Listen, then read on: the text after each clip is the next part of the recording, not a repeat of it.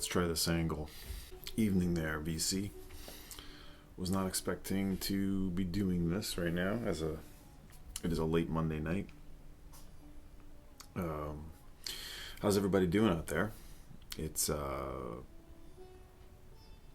of middle of March, and I've been slamming this month. I've been very onto a bunch of other projects, not really related to records in the VC. A bunch of stuff with my band and a different band project, a benefit band that I'm doing for my son or my daughter's school.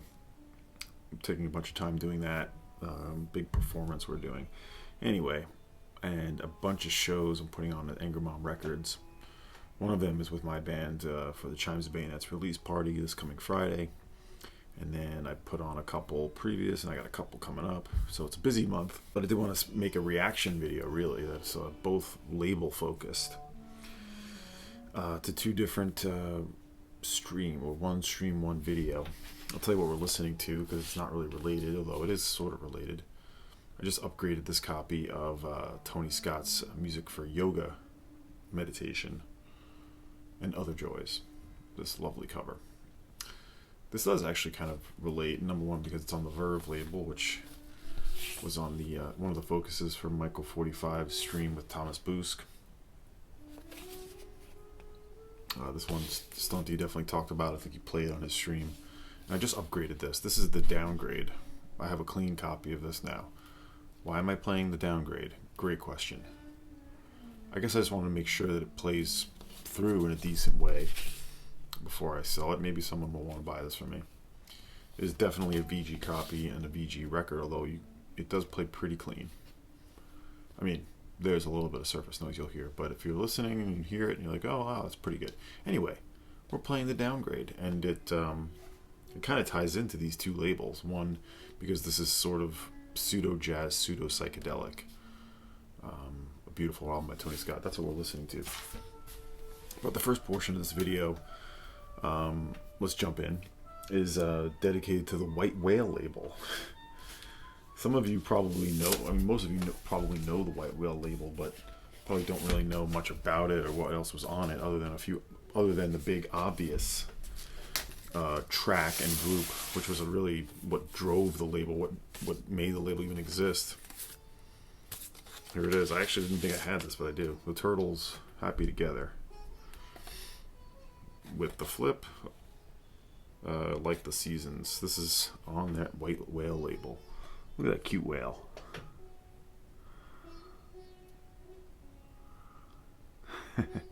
A huge hit. Obviously, you all know this song. It's why the label even was able to continue and do anything.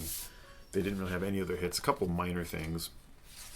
It was run by these two dudes, okay? And as cute as this little whale is, these two dudes were not very nice, I have to say. They basically, well, we'll talk a little bit about it. I'll talk a little bit at the end, but I wanted to make this video because Psychedelic did a whole video about the White Whale label, kind of as a response to his Uni label, sort of talking about his favorite records on the label. I had put a comment in the Uni label one, that'd be cool to do the White Whale one. Well, he actually did, so here I am doing my version of that. The thing is that the Uni label has a ton of really solid records and a lot of releases. The White Whale label is mainly 45s, and it does, and not a huge amount of LPs. There are a couple real rare ones, and unfortunately I sold those. Well, I'll get into it in a second. But there is this compilation, which Derek touched on, which I do have. You could probably get this cheap, I think. It was record store day, actually. And this compiles all, I think, if not all of them, most of the 45s. A real good reason to get it, because there is some gems on this. Now, it doesn't really give you, there's a reproduction of the new edition of the White Whale label. It doesn't really give you label history, which I would have liked to have read more of, but it does give you a little blurb on each band. It starts with this single, You Got the Love by Professor, what are they again?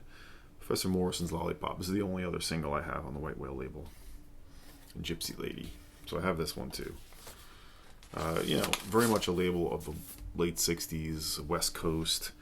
There's a ton of bands on this that probably don't know, Bazooka, The Click had an LP that you could find really cheap.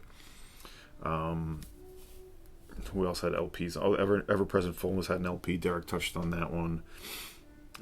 Morning Dew. I mean, there's a couple of rare ones, and I'll tell you about some of the ones that are most notable. I didn't know that Warren Zevon was actually a staff writer for this label for a while. Actually, yeah, there's a little background on the back here. White Whale's discography is filled with a myriad of obscurities and curiosities. This collection draws those nuggets. There was no White Whale sound, that's true. The label careened from pop to psychedelic garage to singer-songwriter, even sold to reggae material. By 1971, the label, like the Turtles, were no more, but they left behind fascinating artifacts of a time long since past.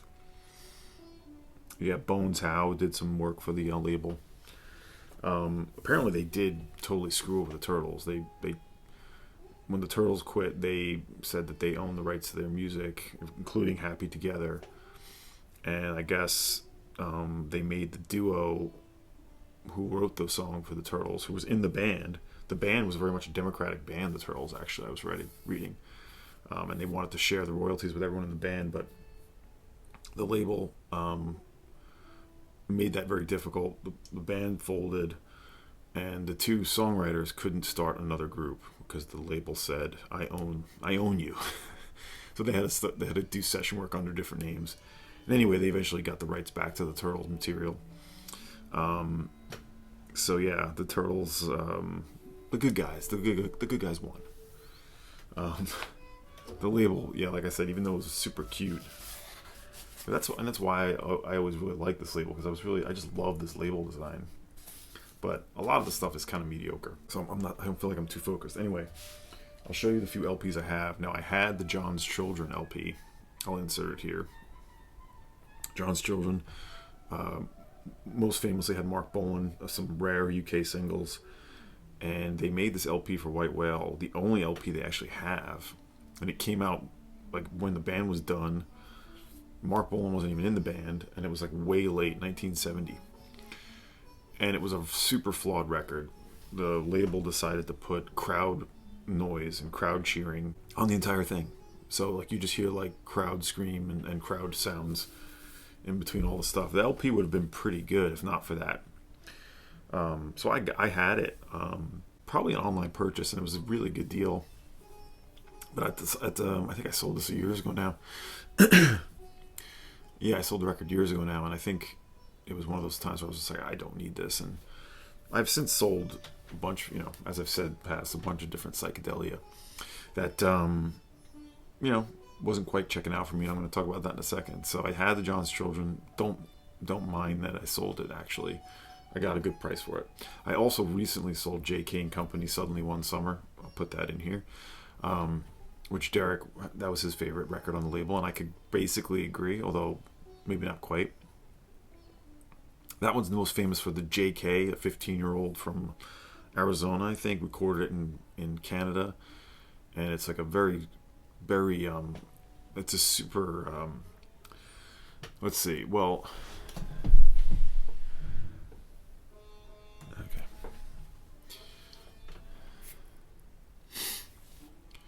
It's like a high concept record, and it's a beautiful sleeve, and it's like the story of a 15-year-old recording in Canada, writing all the songs himself. The story is great, but the record I don't think quite lives up to it.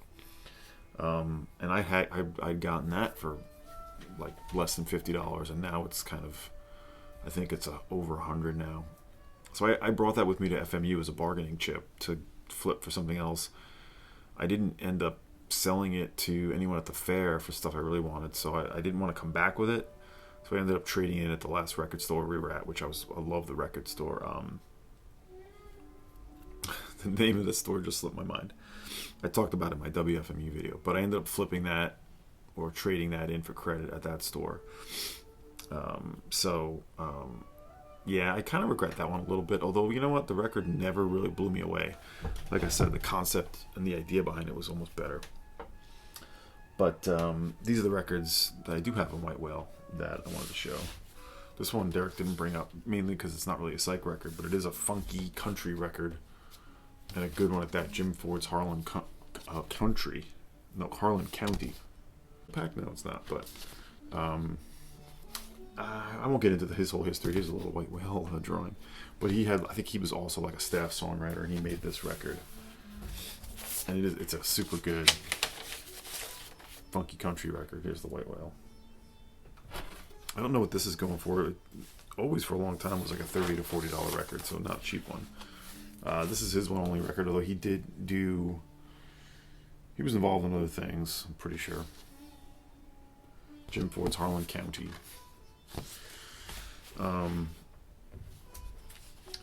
Yeah, this one may be my favorite, and it was one of Derek's favorites, The Rockets. This is the Crazy Horse before Neil Young stole them away. Ralph Molina, Billy Talbot, and Danny Whitten, who was right there in the middle. Danny Whitten, of course, would be sort of the main inspiration for Neil Young with Crazy Horse, starting in his early years. Particularly, everybody knows this is nowhere, but he died of a heroin overdose. It sort of was one of the main reasons Neil Young went into sort of his ditch period, essentially. But I always forget. I think this is Ralph Molina, Billy Talbot. Anyway, the drummer and bass player and guitarist. But Ralph Molina and Billy Talbot are still with Neil Young today. And he saw this band perform, and he loved them, and he basically took them, as he does. And this guy in the band here, Bobby Notkoff. There's a lot of violin on this record, and you'll recognize that name, Bobby Notkoff, because he plays on the track on Everybody Knows This Is Nowhere, Requiem for the Rockets. He plays on it, he does like a really awesome violin sort of piece during the droney part of that song, Requiem for the Rockets, and it's obviously about this band. So if you love Everybody Knows This Is Nowhere, you need to check this record out. This is great. It's very good. And this is from 1968 on White Whale. Beautiful label. And then the last thing I'll show is probably also another rare one on the album. Maybe not amazing, but I never saw this coming for sale, and as soon as I saw it the first time, I quickly snatched it. Horses. Self-titled, right? Yeah. One-off group. I think they did a single. Yeah, they did, because they're on the compilation. I think they're probably all promotional copies. Yeah, good rural country rock, a little psych in there. I love the rural rock sound when it's done right. This one is sort of in the neighborhood. It's very good. There's the White Whale. So, yeah. I won't get too into these records. I just wanted to sort of like show what I had and sort of talk about the label, because it was, for a while, I was like really trying to collect the label, even though it's not really worth collecting when you talk about the actual material on it. So, a cool one, a curious one, very much a representative of what it was like, in the sort of late 60s when, bands were getting signed left and right and there was a lot of money flying around. So, and a cool design, as I said.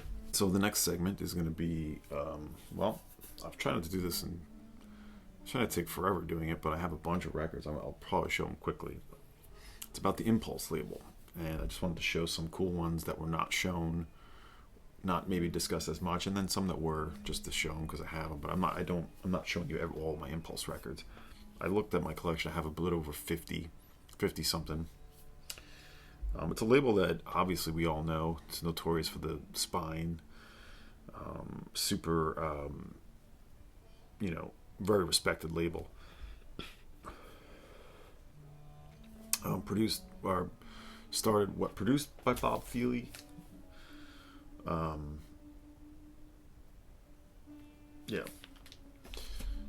Started by Bob Feely, I guess. Thiele. And just the real label, John Coltrane obviously was a super important part of the label. Before I get into that, I did want to mention well wishes and hopefully fast recovery for Dave of the OBC, who was typically on those streams with Michael. He's the English dealer who Michael hooked up with and been selling some really great records, and nice dude, and he had a pretty bad stroke. So hopefully he's on his way to recovery. But I just felt like I had to mention that. So being I have been enjoying those streams and enjoying the records and enjoying his insights. So, yeah, well wishes, Dave. But just want to mention that. And let's talk about some of these impulses. This one wasn't discussed, but this is obviously a big one on the label. The Roy Haynes Quartet out of the afternoon. This is a VG copy, but it is an original mono.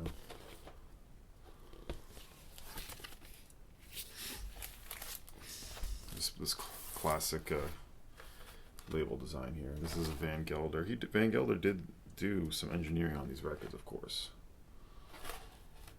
I love this original label design. This is the first mono. I'm going to flip the Yoga record. So that's obviously a beautiful one. I wanted to show a couple by Marion Brown. This is a later one, but this one is gaining demand. Vista. Still got this radio sticker on it. This is an outstanding album. It is. Vista, Marion Brown, I think it's 1975. A foremost record of spiritual jazz and ambient music even. Marion Brown is... does he get enough love? He definitely gets some love. I think he can get more. So that's a beauty. Of course, he had the one earlier with Marion Brown.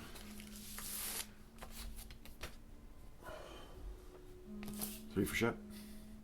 This is a second pressing. There's that spine. This is not the original Trident. It's that pressing. Great record.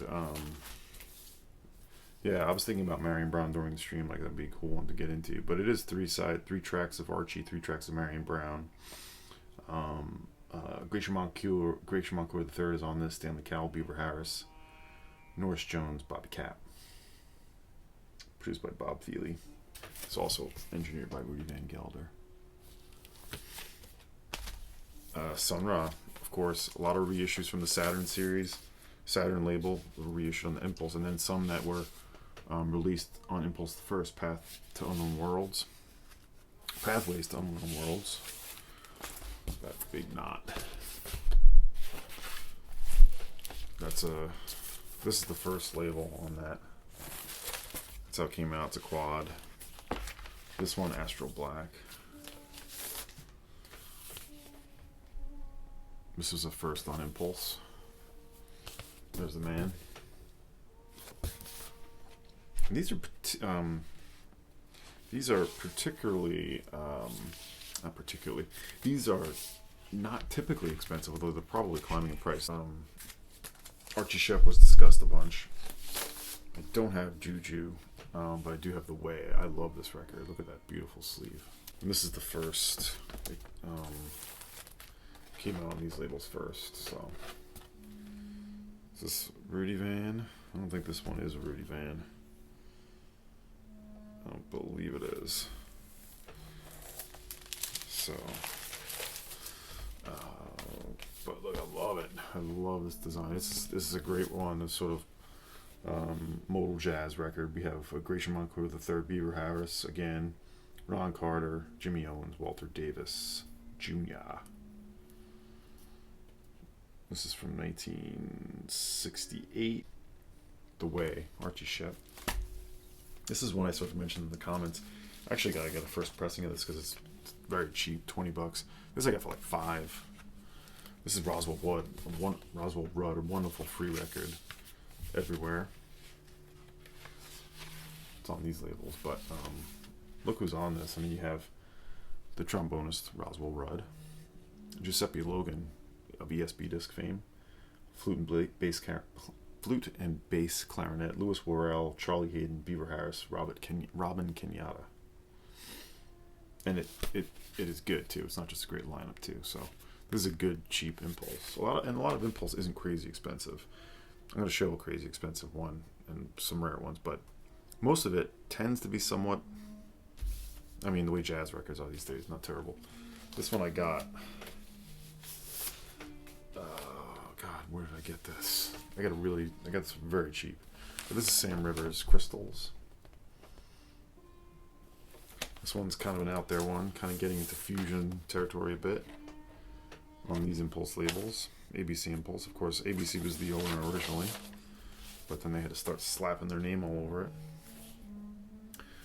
Yeah, right. This is a big orchestra on this. Ted Daniels on this, which is cool. And a bunch of folks. I won't get into it. We'll be here forever. There's Sam. So the loft scene, known for his loft scene, or his loft being the scene, right, in the 70s with those Wildflower records. Here's a cool one. This sort of a funky bit of a spiritual vibe. I love this one. This one is cool. If I get it out of its packaging, if I get it out of the sleeve here, a white land of spirit and light. These are the original labels. It's 1973. And there's the man. Yeah, you wouldn't think violin really would work well. It really does. Great free spiritual record. Of course, got to talk Pharoah Sanders. I think I'm going to take these out. This is Tawheed, his first record. Maybe I will. This is not the very first pressing. Oh, the sleeve is a little tight. Here we go. But this is a minty copy. Very, very nice sleeve. This I was always interested in, other than being Pharoah Sanders, because you have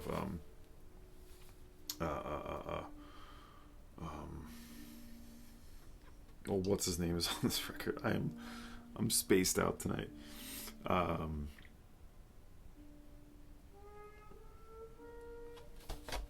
why is the...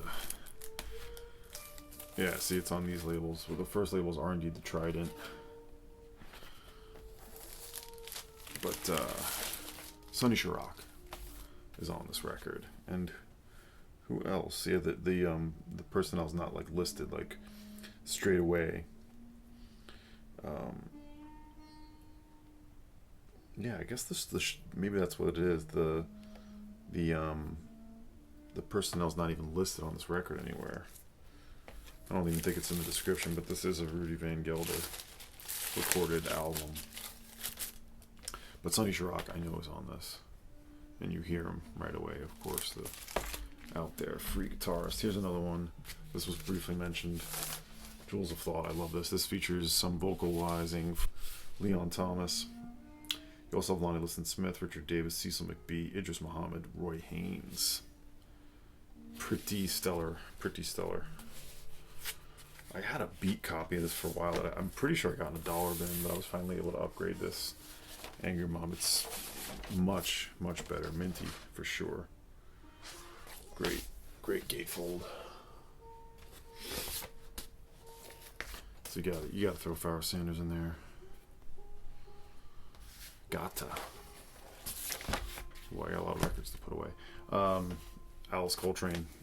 No one on Impulse shot up more in price and sort of demand an Alice Coltrane. I think people are just they need this music. I need this music.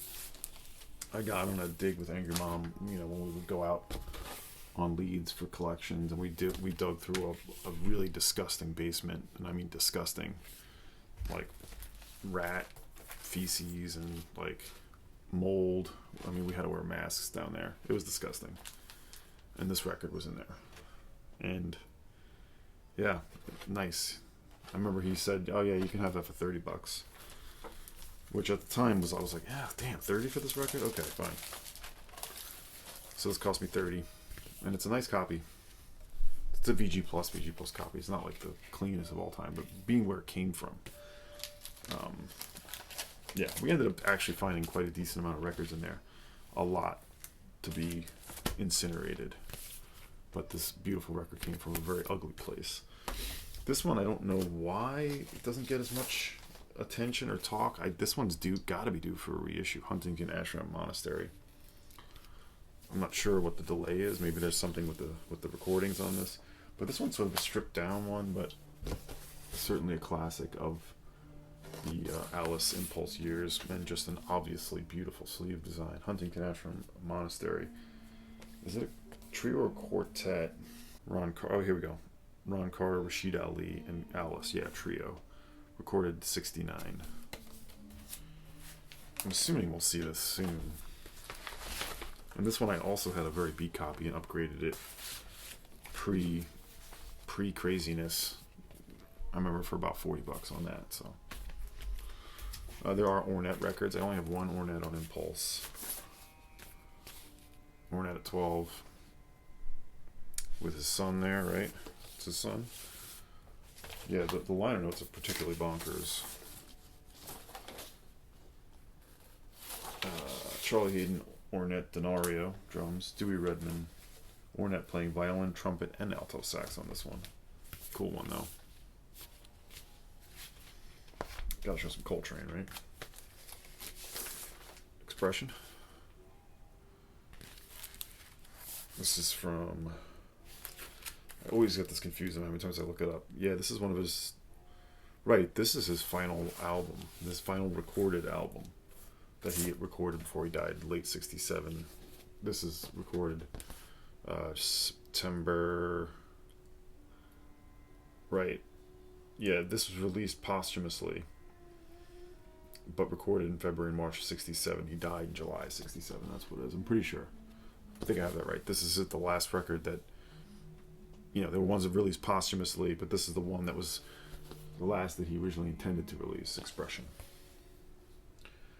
The two quartets, John with Alice, Jimmy Garrison, Rashid Ali, and then you also have Pharoah Sanders on part of it, so obviously an important one. And yes, there was much made of Ascension. Love Supreme, I had the early 70s pressing. I ended up selling it because it was just worth too much. I never had the early copy, but I had the 70s one with the second labels, and I sold it.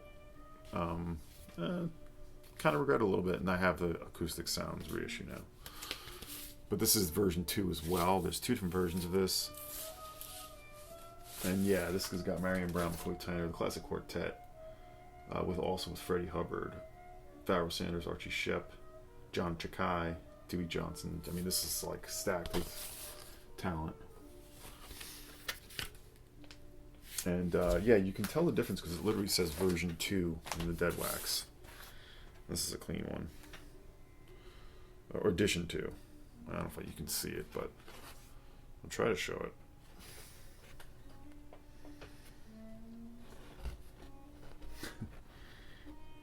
Maybe you can get some of that there.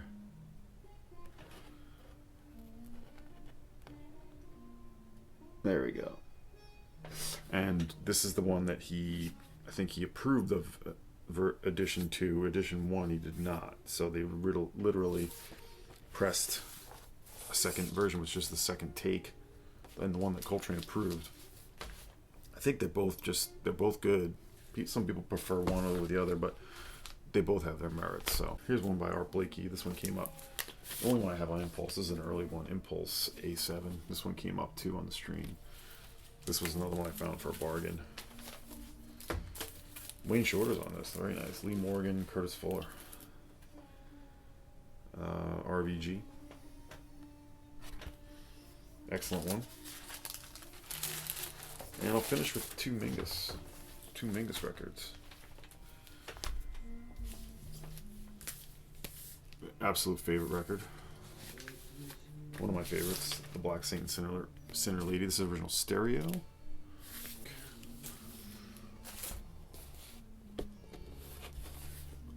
But these Impulse records do hold up, especially these early 60s ones. This is an early label. I think it's from, 63, this one? And I love it. Just the orchestration on this is just so interesting,